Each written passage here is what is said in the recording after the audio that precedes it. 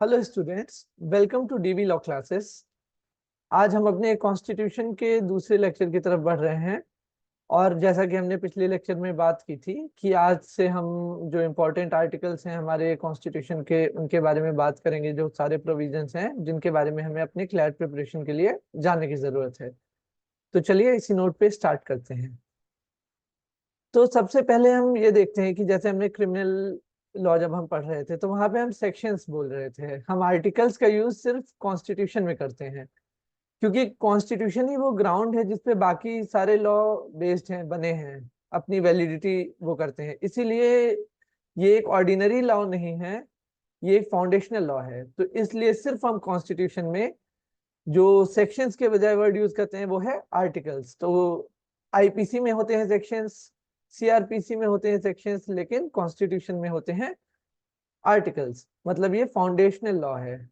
तो इस चीज को पहले हम क्लियर करते हैं और अब हम आगे बढ़ते हैं इसके इंपॉर्टेंट आर्टिकल्स की तरफ, ना कि इंपॉर्टेंट सेक्शंस की तरफ। तो सबसे पहले जो सिटीजनशिप से रिलेटेड चीजें हैं उनके बारे में आपको जानना चाहिए, क्योंकि कॉन्स्टिट्यूशन है जो एक आपको एक इंडियन नेशनल का दर्जा देता है। तो वो कैसे देता है? सिटीजनशिप के तौर पे। तो हमने पिछली क्लास में ये देखा था कि इंडिया में सिंगल सिटीजनशिप का कॉन्सेप्ट है, आप दो कंट्रीज की नहीं ले सकते। तो सिटीजनशिप कैसे मिलती है? वो मिलती है बर्थ से, डिसेंट से, रजिस्ट्रेशन से, नेचुरलाइजेशन से। तो ये अलग अलग प्रोसेस हैं। और सिटीजनशिप कैसे जाती है? वो रिनंसिएशन से, टर्मिनेशन से और डेप्रिवेशन से।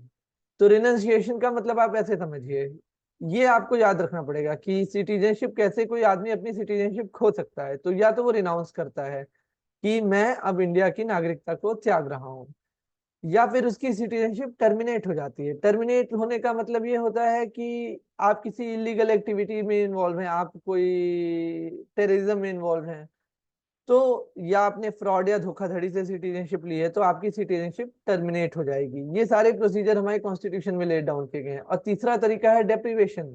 आप किसी दूसरी कंट्री की अगर सिटीजनशिप लेते हैं, क्योंकि इंडिया में सिंगल सिटीजनशिप का कॉन्सेप्ट है, तो आप यहाँ की सिटीजनशिप से डिप्राइव हो जाएंगे। तो सिटीजनशिप का कॉन्सेप्ट हमारा क्लियर हो गया है। इसके बारे में आपको बेसिक्स बस पता होने चाहिए, क्योंकि अगर हम इसके टेक्निकलिटीज में जाएंगे तो बहुत ही टेक्निकल चीजें हैं, लेकिन उसका आपकी क्लैड प्रिपरेशन में इतना कुछ काम नहीं है। ये कौन से पार्ट में है कॉन्स्टिट्यूशन के, ये आप जान के रखिएगा। तो ये है कॉन्स्टिट्यूशन के पार्ट 2 में। कितने पार्ट और कितने आर्टिकल्स में कॉन्स्टिट्यूशन है ये हम पिछले लेक्चर में देख चुके हैं। तो अब हम बढ़ते हैं सबसे इंपॉर्टेंट पार्ट की तरफ कॉन्स्टिट्यूशन का, जो आपके एग्जाम पॉइंट ऑफ व्यू से और कॉन्स्टिट्यूशन की जनरल इंपॉर्टेंस के हिसाब से सबसे जरूरी है। वो है फंडामेंटल राइट्स। तो इसके आपको आर्टिकल कौन कौन से हैं, कहाँ कहाँ पे हैं, कितने तरीके के फंडामेंटल राइट्स हैं, ये आपकी उंगलियों पे होने चाहिए सारे कॉन्सेप्ट। तो सबसे पहले कि ये पार्ट 3 में है, सिटीजनशिप पार्ट 2 में है, और फंडामेंटल राइट्स पार्ट 3 में है। कॉन्स्टिट्यूशन के आर्टिकल्स हैं आर्टिकल 12 से आर्टिकल 35, आर्टिकल 12 टू आर्टिकल 35। तो ये आपको याद होने चाहिए। और क्या होते हैं फंडामेंटल राइट्स? ये एक सेट ऑफ गारंटीज हैं जो इंडियन सिटीजन्स को भी मिलते हैं, और कुछ केसेस में वो सबके लिए भी होते हैं। वो भी टेक्निकलिटीज तक हम नहीं जाएंगे, लेकिन आपको ये पता होना चाहिए चीज, बेसिक चीज, कि ऐसा नहीं है कि सारे फंडामेंटल राइट्स सिर्फ इंडियन सिटीजन्स के लिए ही हैं, कुछ सब पे एप्लीकेबल हैं।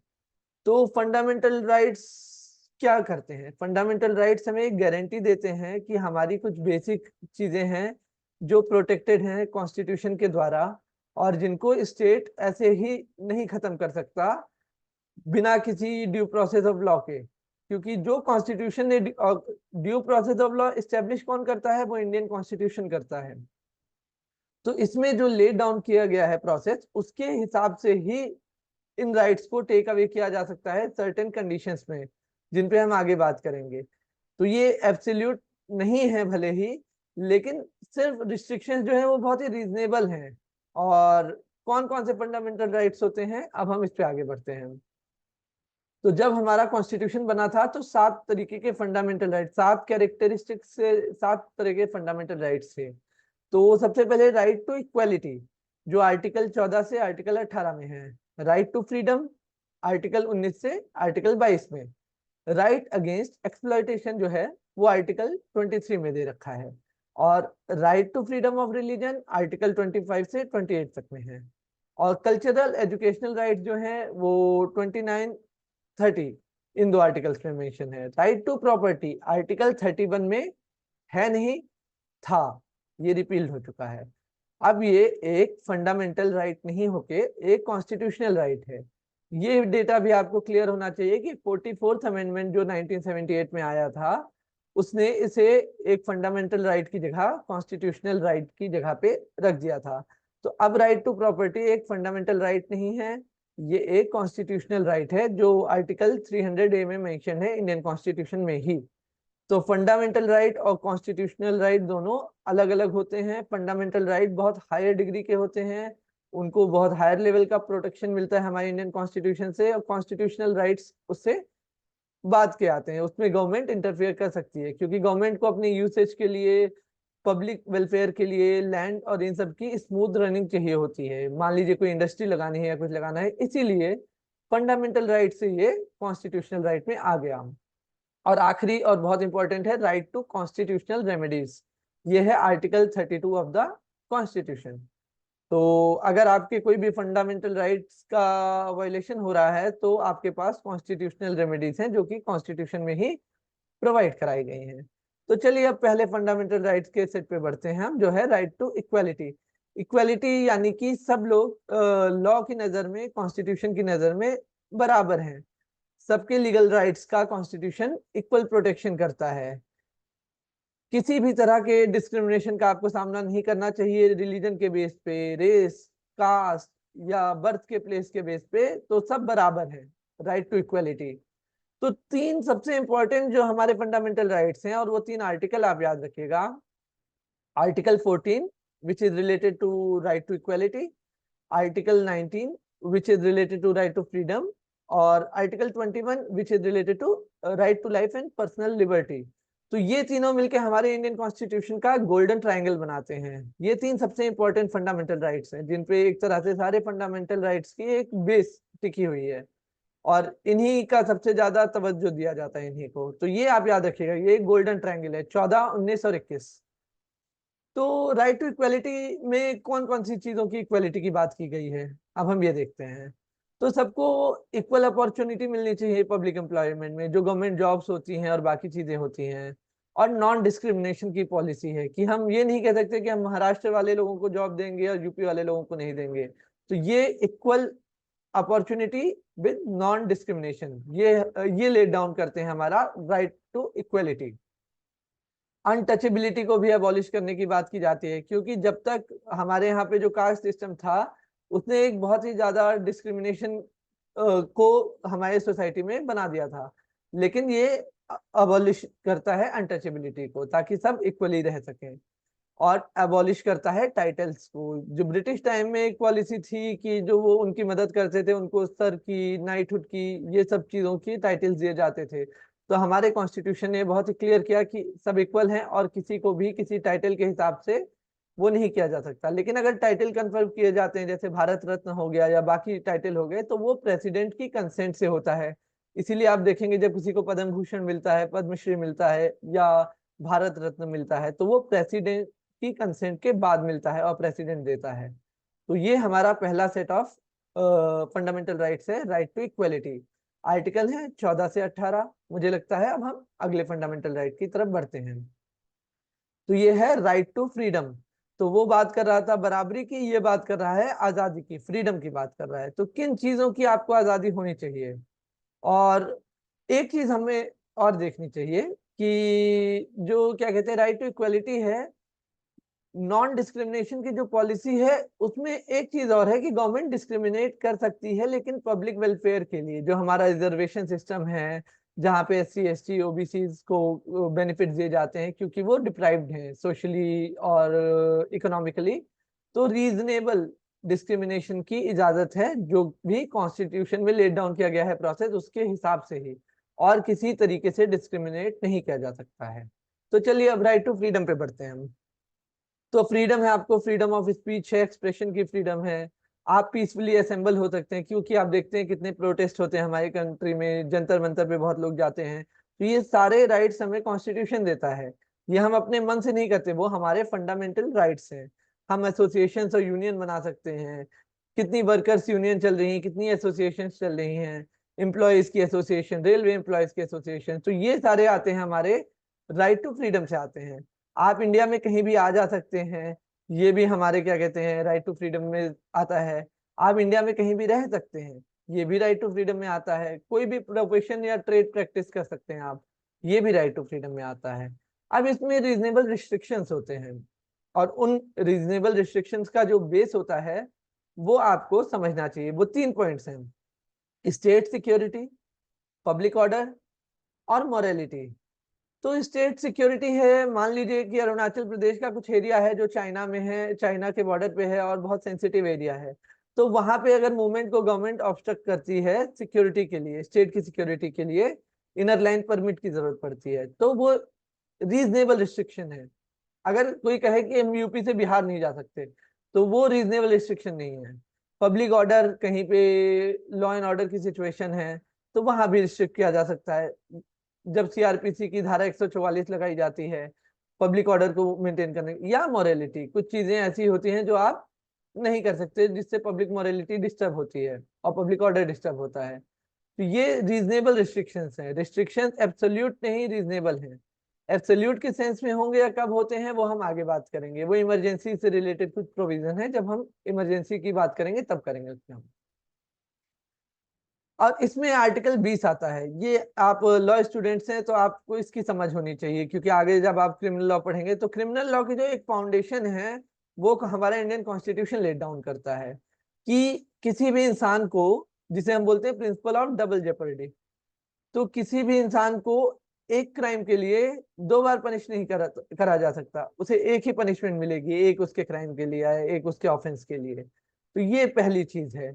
और किसी भी इंसान को आप उसके खुद के खिलाफ गवाही देने पे मजबूर नहीं कर सकते, आपको प्रूव करना पड़ेगा, दूसरे तरीकों से प्रूव करना पड़ेगा, ना कि आप बोलेंगे क्या आपने मर्डर किया है और आप किसी को थ्रेट करके, किसी को टॉर्चर करके, उससे जबरदस्ती कुछ कहलवा के, उसी को प्रोसिक्यूट करके उसी को सजा दे देंगे। तो ये हमें प्रोटेक्ट करता है हमारा protection in conviction of offences article 20।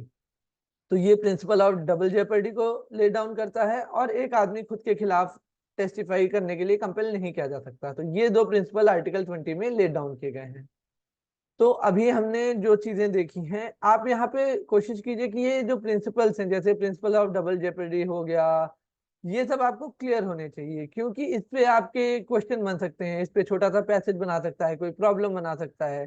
तो ये चीजें आप क्लियर करके रखेंगे, क्योंकि कॉन्स्टिट्यूशन में जो थ्योरीज हैं, जो कॉन्सेप्ट्स हैं, वो क्लियर होंगे आपको, तो बाकी चीजें आपके लिए इतनी मुश्किल नहीं रहेंगी। तो चलिए अगले कॉन्सेप्ट पे अब हम आगे मूव ऑन करते हैं। ये हमारे इंडियन कॉन्स्टिट्यूशन का एक तरह से सबसे इंपॉर्टेंट आर्टिकल है, right to life and personal liberty. ये एक तरह से सबसे फंडामेंटल प्रिंसिपल है, जो बहुत ही, जिसके सिचुएशन बहुत ही वाइड है। इसे इतना वाइड तरीके से हमारे कोर्ट्स ने वो किया है, इंटरप्रेट किया है, कि इसका कॉन्सेप्ट टाइम के साथ बढ़ रहा है। एक पौधा जैसे ग्रो करता है वैसे ही ये आर्टिकल भी ग्रो कर रहा है हमारे जुडिशियल सिस्टम में। जैसे जैसे इस पे अलग अलग जजमेंट्स आते हैं, वैसे वैसे इसका कॉन्सेप्ट बहुत ही वाइड होता गया है। तो एक इंसान को उसकी लाइफ और पर्सनल लिबर्टी का जो राइट है वो गारंटी करता है हमारा इंडियन कॉन्स्टिट्यूशन, और उसे किसी भी आर्बिट्रेरी, किसी मनमाने तरीके से उससे डिप्राइव नहीं किया जा सकता है। और इसका एक स्टैब्लिश लीगल प्रोसेस है, अलग अलग केस लॉज की स्टैब्लिश चेन है। तो ये पूरी तरीके से हमारे कॉन्स्टिट्यूशन का एक तरह से कहिए सोल है, ये सोल आर्टिकल है हमारे कॉन्स्टिट्यूशन का, आर्टिकल 21। और गोल्डन ट्रायंगल है आर्टिकल 14, 19 और 21 को मिला के। तो इस आर्टिकल से रिलेटेड एक इंपॉर्टेंट केस लॉ है Maneka Gandhi versus union of India. तो ये बात करता है ड्यू प्रोसेस ऑफ लॉ की।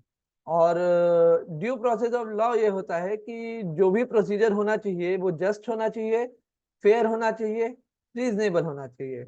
ये हमारे कोर्ट्स ने ले डाउन किया है, जो हमारे जुडिशरी ने ले डाउन किया है। तो ये 3 वर्ड आप याद रखिए कि ड्यू प्रोसेस ऑफ लॉ कैसा होना चाहिए, वो होना चाहिए जस्ट, वो होना चाहिए फेयर, और वो होना चाहिए रीजनेबल। तो रिस्ट्रिक्शन रीजनेबल होने चाहिए, वो हमने देखा, और फेयर तरीके से वो होने चाहिए। जो भी आप प्रोसेस कर रहे हैं, किसी को अगर आप बार कर रहे हैं उसको किसी भी तरह के फंडामेंटल राइट को, तो फेयर तरीका होना चाहिए उसका, और जस्टिस को फॉलो करना चाहिए।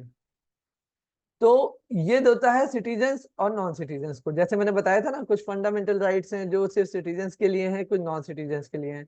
तो हम ना सिर्फ अपने इंडियन सिटीजन्स बल्कि जो नॉन सिटीजन्स भी हैं उनकी भी लाइफ और पर्सनल लिबर्टी को प्रोटेक्ट करते हैं। तो ये हमारे कॉन्स्टिट्यूशन का एक बहुत ही, ऐसा बोल सकते हैं, बहुत ही बड़ा दिल है हमारे इंडियन कॉन्स्टिट्यूशन में, और जो होना चाहिए बेसिक रिक्वायरमेंट है एक सिविलाइज सोसाइटी में किसी भी इंसान को, क्योंकि सब ह्यूमन बींग्स हैं। तो आपको उनकी लाइफ के जो राइट्स हैं और पर्सनल लिबर्टी है उसकी गारंटी देनी चाहिए, वरना कौन हमारी कंट्री में आएगा अगर ये चीजें उन्हें नहीं मिलेंगी।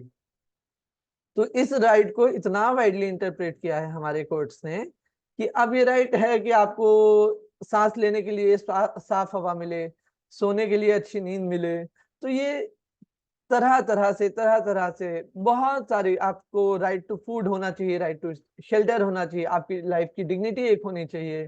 तो ये सारे चीजें जो लेट डाउन की गई हैं अलग अलग केस लॉ में। तो आप देखिएगा किस केस लॉ में कौन सी चीज को लेट डाउन किया गया है। जैसे एग्जांपल के तौर पे मैं आपको बताता हूँ, ये बाबा रामदेव का जो रामलीला मैदान वाला एक केस था, उसमें अनइंटरप्टेड स्लीप की राइट को रिकॉग्नाइज किया गया था, क्योंकि रात को जब लोग सो रहे थे तो पुलिस ने रेड किया था और वहां पे तहस नहस किया था।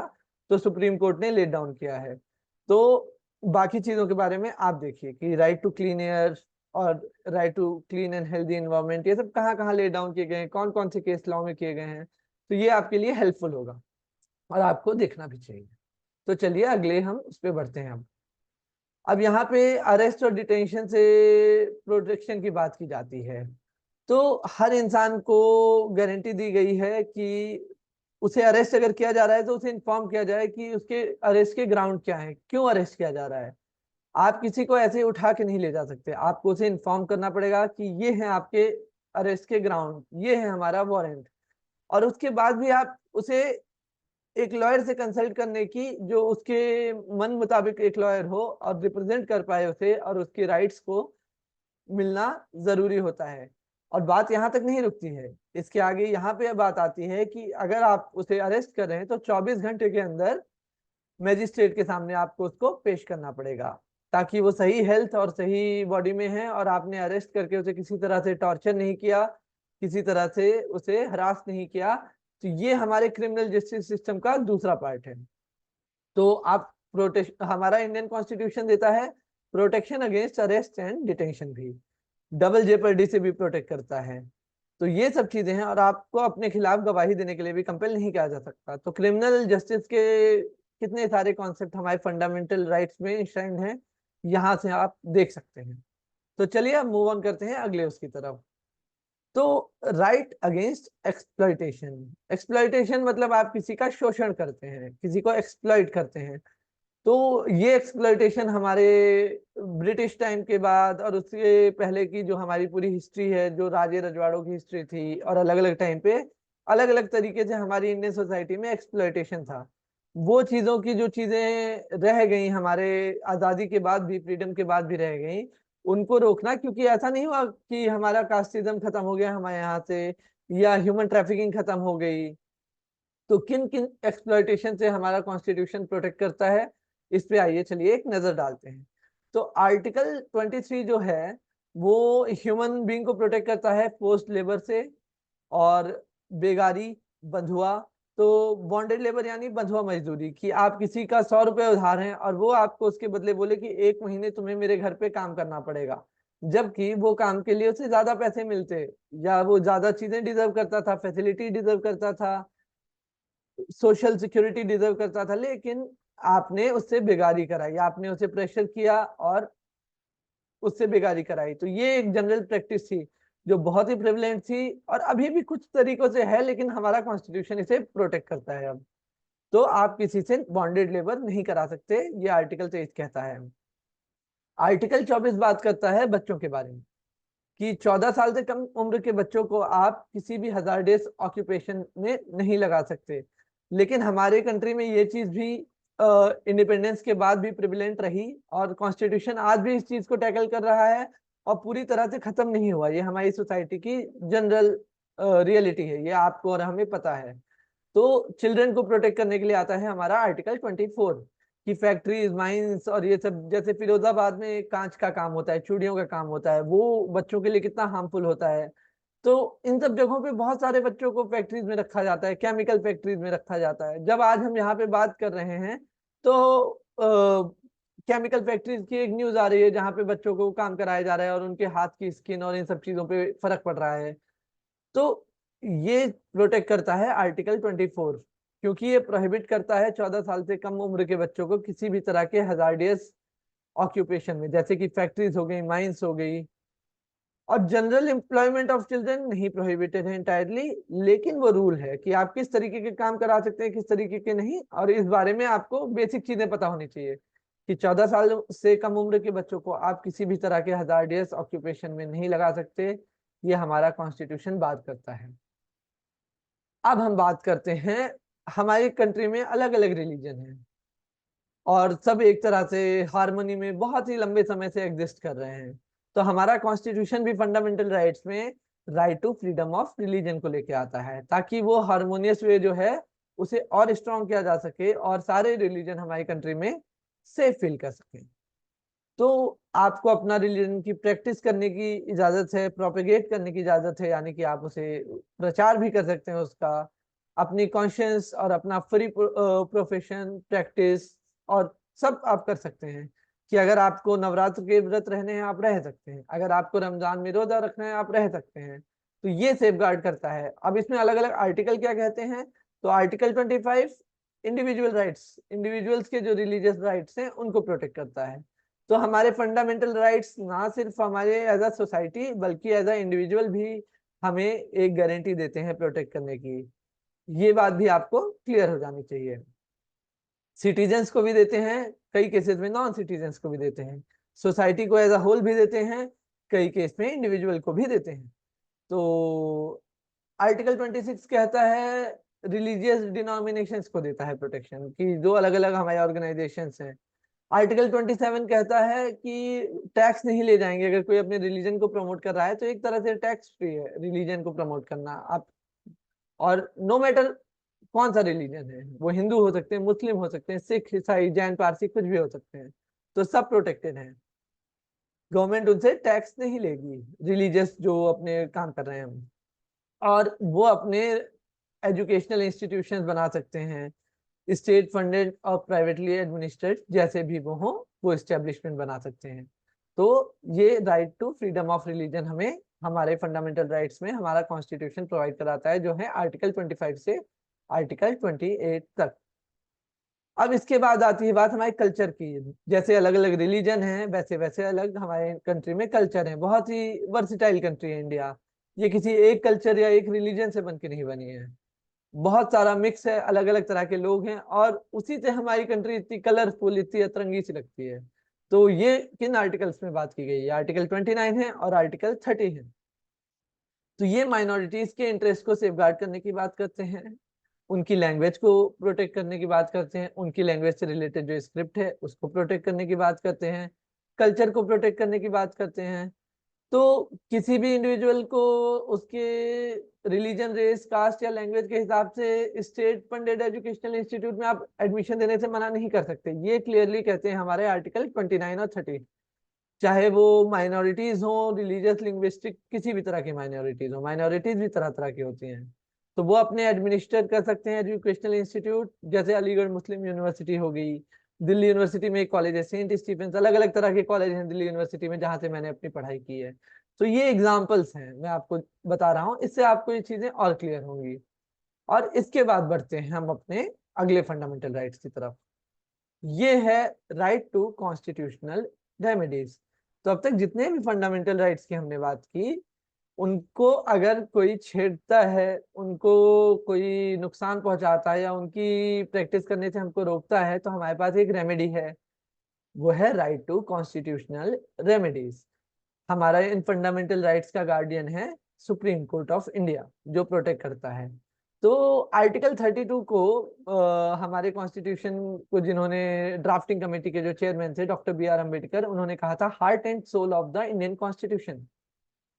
तो ये एक मैकेनिज्म है इन्फोर्स करने के लिए जो हमारे फंडामेंटल राइट्स हैं, कि अगर वो आप इन्फोर्स नहीं कर पा रहे हैं तो आप सुप्रीम कोर्ट मूव कर सकते हैं। और सुप्रीम कोर्ट आपके फंडामेंटल राइट्स का गारंटर है, प्रोटेक्टर है, तो वो आपके फंडामेंटल राइट्स को प्रोटेक्ट करेगा, गारंटी देगा। और ये राइट्स कब सस्पेंड हो सकते हैं? प्रेसिडेंशियल इमरजेंसी, जो आर्टिकल 359, जिसपे हम आराम से आगे बात करेंगे जब इमरजेंसी के प्रोविजन देखेंगे तब। तो उन केसेस में कहाँ सस्पेंड हो सकते हैं वो हम उस टाइम बात करेंगे। अभी इन्फोर्स कैसे हो सकते हैं ये देखना है कि सुप्रीम कोर्ट उन्हें प्रोटेक्ट कैसे कर सकता है, तो वो देखेंगे हम अगले लेक्चर में। क्योंकि अब हम अगले लेक्चर में बात करना शुरू करेंगे रिट्स से। सुप्रीम कोर्ट रिट्स इश्यू करता है और उनके हिसाब से, उनके माध्यम से हमारे फंडामेंटल राइट्स को प्रोटेक्ट करता है। तो अगले लेक्चर में जब हम आएंगे तो हम अगले आर्टिकल्स भी बात करेंगे, और जहां पे हमने ये कॉन्स्टिट्यूशनल रेमेडीज कैसे देता है सुप्रीम कोर्ट, वहां से अपनी बात शुरू करेंगे।